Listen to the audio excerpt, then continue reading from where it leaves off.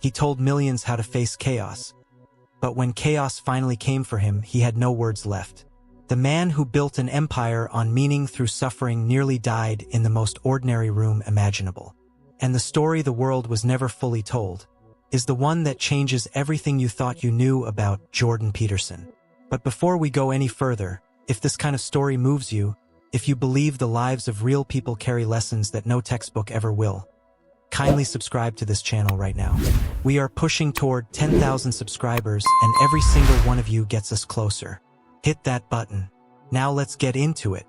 In the summer of 2025, Jordan Peterson was rushed into an intensive care unit. His daughter, Michaela, described those weeks as a near-death experience. For nearly a month, the man whose voice had reached hundreds of millions of people across every platform on Earth could not speak to his own family. Not a word. The lectures, the debates, the sold-out world tours, the 4-hour podcast conversations that people built their philosophies around, all of it reduced to silence inside a hospital room. And here is what makes this story unlike anything else you will hear this year. This was not a sudden tragedy. This was the accumulation of everything. The benzodiazepine crisis, the induced coma in Russia, his wife Tammy's terminal cancer diagnosis, years of an immune system stretched past every reasonable limit. And then, in an ordinary house full of grief, a single exposure to invisible mold that his body, already broken, simply could not survive. The man who wrote the rules for facing suffering was now drowning in it. And not one of those rules could pull him out. That is the story we are telling today. Stay with us. Jordan Burnt Peterson was not born into privilege. He arrived on June 12, 1962, in Edmonton, Alberta, and grew up in Fairview, a small, frost-covered town in the far northwest corner of Canada. The kind of place where winters are long enough to teach a child that endurance is not optional. It is simply what surviving looks like. His father, Walter, was a schoolteacher. His mother, Beverly, worked as a librarian at the local campus of Grande Prairie Regional College. They were not wealthy, they were not connected, but they were present, and they valued learning. In a town where ambition could easily freeze before it found direction, that was rarer than it sounds. A school librarian named Sandy Notley, whose daughter Rachel would later become Premier of Alberta, introduced the teenage Peterson to writers that most adults never confront at all. Alexander Solzhenitsyn, George Orwell, Aldous Huxley, Ayn Rand. These were not comfort reads. These were writers who stared directly into the machinery of totalitarianism and human suffering and refused to look away. Jordan Peterson, barely a teenager in a frozen prairie town, read every single one of them, and something in those pages unsettled him in a way that would never fully resolve. By his teens, he had joined the New Democratic Party, believing, as many idealistic young people do, that the right system could fix a broken world. But the more he read about how brilliant, well-meaning people had built systems in the 20th century that ended in catastrophe, the more he felt the deeper question was not which political party was right, but why human beings kept choosing chaos and cruelty even when they believed they were building paradise. He quit the party at 18, not out of cynicism, out of hunger for something deeper. He enrolled at Grande Prairie Regional College, then transferred to the University of Alberta, earning a degree in political science in 1982. But political science only described the surface of the problem. The real questions: why do people follow destructive ideologies? What makes a person capable of genuine evil? What separates a life of meaning from a life of slow collapse? Those lived somewhere else. They lived in psychology. He went back, earned a second bachelor's in psychology in 1984. Then came McGill University in Montreal, where he pursued his doctorate under Robert O. Pill, one of the world's leading researchers in addiction and aggression. His doctoral thesis examined the psychological markers that predisposed people to alcoholism. He was not collecting credentials. He was building, piece by piece, a framework for understanding the darkest corners of the human mind. By 1991, he had his doctorate, and then Harvard called. From 1993 to 1998, Jordan Peterson lived in Arlington, Massachusetts, teaching and conducting research at one of the most prestigious universities on Earth. His work focused on personality, aggression, substance abuse, and the psychology of belief. He was not a celebrity. He was not controversial. He was a serious, driven, somewhat intense academic whose students remembered him as genuinely transformative. Any of his former Harvard students, novelist Greg Hurwitz, later said that Peterson was the single most influential teacher he had ever encountered. In 1998, Peterson returned to Canada and joined the faculty of the University of Toronto. He saw approximately 20 patients per week in private clinical practice. He was developing lectures on mythology, psychology, and the meaning structures that hold human civilization together. He was not yet famous. He was simply a professor who took ideas seriously enough to scare some people and inspire others. In 1999, he published his first book, Maps of Meaning: The Architecture of Belief, a dense, sprawling work that attempted nothing less than a unified theory of how human beings construct meaning from chaos. Took him 13 years to write. It sold, at first, barely enough copies to fill a modest living room. The ideas were already alive, though, spreading through his lectures, his classroom, his clinical practice, quietly, patiently, like roots finding water in frozen ground. Then, in September 2016, he uploaded a YouTube video. 3 videos, actually. Simple in format, no studio lighting, no production team, just a professor at his desk, speaking directly into a camera, saying things that a growing number of people had been thinking but had not heard anyone in a position of authority say out loud. The videos were titled Professor Against Political Correctness. Peterson announced he would refuse to use government-mandated gender-neutral pronouns under Canada's proposed Bill C-16, legislation that would add gender identity and expression as protected categories under the Canadian Human Rights Act. He called it compelled speech. He called it the first step toward the kind of ideological enforcement he had spent decades studying in the ruins of the 20th century. The university threatened him. Student activists confronted him on campus. Faculty unions condemned him publicly. And the internet exploded. Within a month, his videos had accumulated more than 400,000 views. Within a year, his Patreon funding had grown from $1,000 a month to more than $50,000. Letters arrived from across the world, from young men especially, but also from women, from people of every background, saying some version of the same thing. I thought I was the only one who felt this way. He did not back down. Not from the university. Not from the press. Not from the organized protests. He stood at the center of the storm with a calmness that his supporters found heroic and his critics found infuriating in equal measure. And in 2018, 12 Rules for Life, An Antidote to Chaos, was published. It was not an academic book.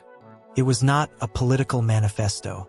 It was something rarer, a serious work of ideas written in language that ordinary people could actually read, grounded in psychology, mythology, evolutionary biology, and the hard-won clinical wisdom of 20 years sitting across from real human suffering. Sold 10 million copies.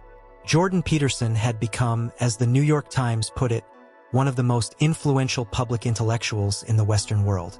But influence at that scale is not clean. It does not arrive without a shadow. What his audiences could not see from their seats was a body quietly sending signals it could no longer keep up. Starting in 2016, Peterson had shifted to an extreme dietary restriction, eventually eliminating almost everything except meat, in an attempt to manage what he described as an autoimmune disorder and severe depression. The diet controlled some symptoms. It also isolated him metabolically from the ordinary rhythms of life. And then, in 2016, a physician prescribed him clonazepam, a benzodiazepine, for anxiety and muscle tension. The dose was low. The intention was manageable. By 2019, the dose was increased. And something in his body responded in a way no one had fully predicted. Benzodiazepine dependence does not announce itself.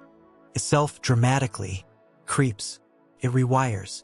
It takes the brain's capacity to regulate fear and calm and quietly dismantles it, so that the anxiety the medication was meant to suppress returns not at its original intensity but amplified. A cruelty built into the pharmacology itself. Peterson tried to stop.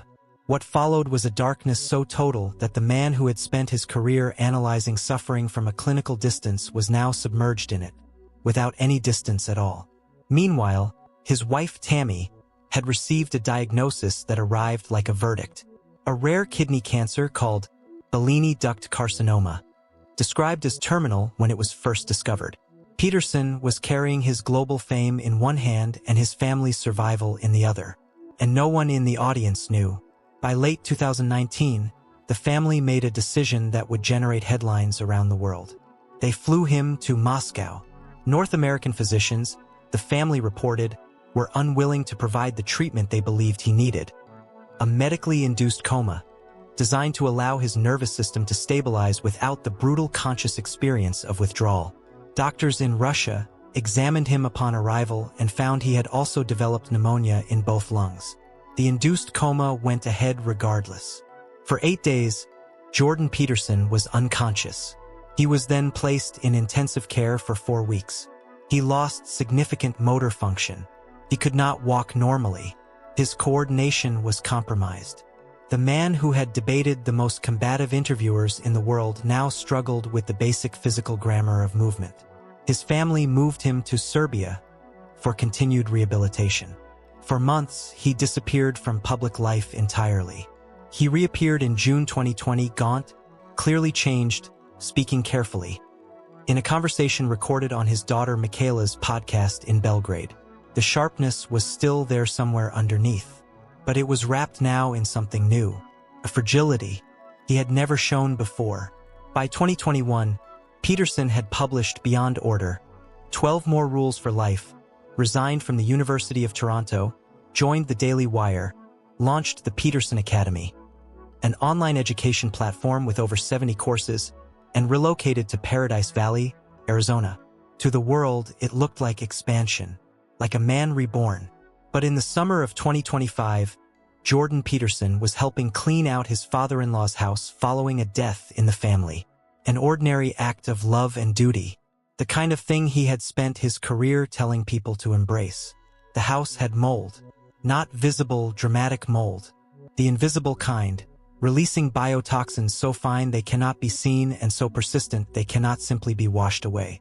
Peterson's immune system, already hollowed out by years of stress, prior illness, extreme diet, and medical intervention, had nothing left in reserve. The diagnosis that eventually emerged was chronic inflammatory response syndrome, known as CIRS, a condition in which the immune system, triggered by biotoxin exposure, enters a state of chronic overreaction. It stops fighting a specific threat and starts attacking the body itself. The inflammation escalated with brutal speed. CIRS progressed into pneumonia. Pneumonia progressed into sepsis, a race between treatment and death. Peterson was rushed into emergency hospitalization.